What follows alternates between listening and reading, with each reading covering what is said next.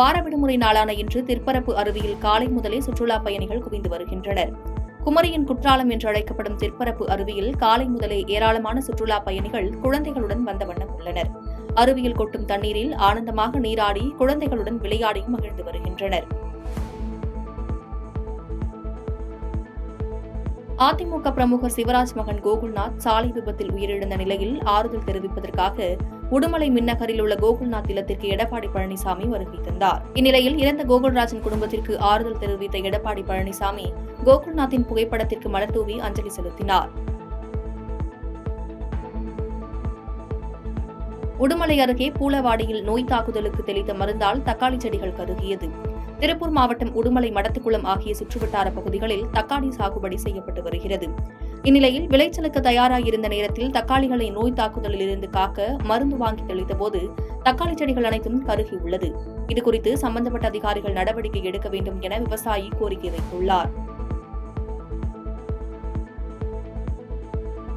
காரைக்குடி பேருந்து நிலையத்தில் வாகனம் நிறுத்தும் இடத்தில் 18% GST வசூல் செய்வதால் இருசக்கர வாகன உரிமையாளர்கள் அதிருப்தி அடைந்துள்ளனர். சிவகங்கை மாவட்டம் காரைக்குடி புதிய பேருந்து நிலையத்தில் நகராட்சி வாகன நிறுத்தும் இடத்தில் ஒரு நாளைக்கு 1000க்கும் மேற்பட்ட வாகனங்கள் நிறுத்தப்படுகின்றன. ஒரு வாகனத்திற்கு 10 ரூபாய் என வசூலித்து வந்தனர். தற்போது திடீரென்று 18% GST என அச்சிட்டு வருவதாக குற்றம் சாட்டியுள்ள வாகன ஓட்டிகள் இதுகுறித்து நடவடிக்கை எடுக்க வேண்டும் என கோரிக்கை வைத்துள்ளனர். மத நல்லிணக்கம் வேண்டியும் சாதிவாரி கணக்கெடுப்பு நடத்த கோரியும் காங்கிரஸ் கட்சியின் பேரணி நடைபெற்றது.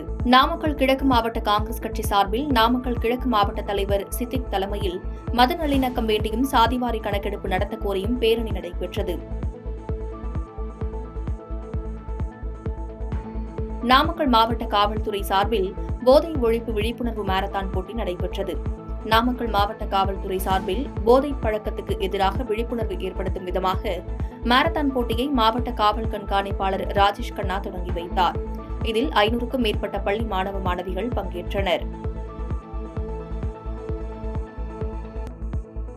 நீலகிரி மாவட்டம் குன்னூர் சட்டமன்ற தொகுதி அதிமுக மேற்கு ஒன்றியத்திற்குட்பட்ட கழக நிர்வாகிகளுக்கு புதிய உறுப்பினர் அடையாள அட்டை வழங்கும் நிகழ்ச்சி மற்றும் சரிபார்த்தல் நிகழ்ச்சிக்கான ஆலோசனைக் கூட்டம் நீலகிரி மாவட்ட கழக செயலாளர் கப்பச்சி வினோத் தலைமையில் நடைபெற்றது.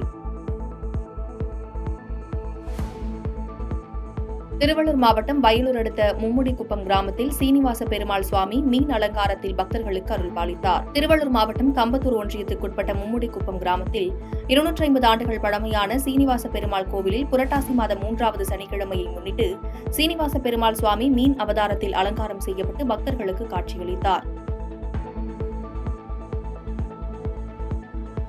காரைக்கால் அருகே காய்கறி ஏற்றி வந்த சரக்கு வாகனம் கவிழ்ந்து விபத்துக்குள்ளானது. காரைக்கால் மாவட்டம் நகராட்சி சந்தை திடலில் காய்கறிகளை கொள்முதல் செய்து காரைக்காலில் உள்ள சில கடைகளுக்கு டெலிவரி செய்ய சரக்கு வாகனம் ஒன்று காரைக்கால் மேற்கு புறவழிச்சாலை வழியாக சென்று கொண்டிருந்தது. அப்போது ஓட்டுநரின் கட்டுப்பாட்டை இழந்த வாகனம் கவிழ்ந்து விபத்துக்குள்ளானது. இதில் காய்கறிகள் சாலையில் கொட்டியதால் வியாபாரிகள் வேதனைக்குள்ளாகினர். பாதகம் செய்பவரை கண்டால் நாம் பயங்கொள்ளலாகாது பாப்பா, மோதி மிதித்து விடு பாப்பா, அவர் முகத்தில் உமிழ்ந்து விடு பாப்பா. அண்மை செய்திகளை உடனுக்குடன் தெரிந்து கொள்ள இணைந்திருங்கள் இயம்நாடு தொலைக்காட்சியுடன்.